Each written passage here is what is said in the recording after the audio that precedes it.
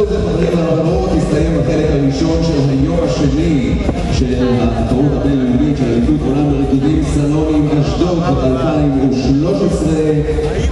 תודה רבה למועדון רציה, לארגון, לכל ההורים שתומכים, יתמכו ועוזרים ועוד יעזרו עד סוף היום הזה. תודה רבה להם.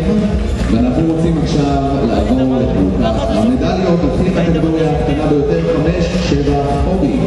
במקום השלישי, זוג מספר 18, דומיניק בורוביצקי וקרן ברדיאן, מועדון רציה אשדוד. ולחברי, איפה הם?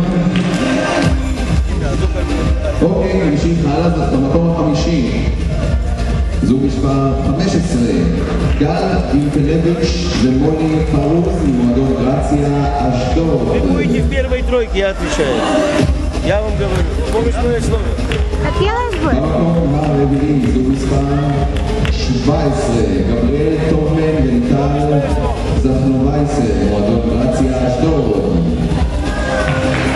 כל מי שאני מכיר את המספר שלו צריך לצאת, לעשות תיגה ולקבל מדליה. במקום השלישי זה מספר 14, איתן יעקובו ושיר ברג ממועדון קרנבל רחובות.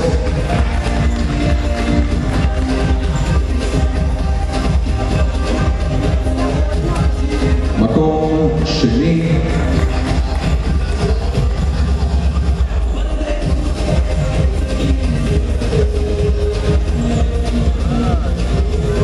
זוג מספר, הנה שלישי, מקום שלישי, מקום שני, זוג מספר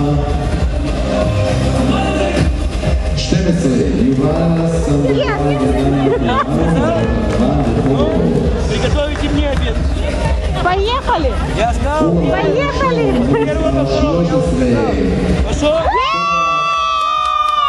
מושקביץ' וטייסיה ברנר ממועדון רציה אשדוד. תבואו לגלינה, תבואו לגלינה. Копаем! Коля, кого?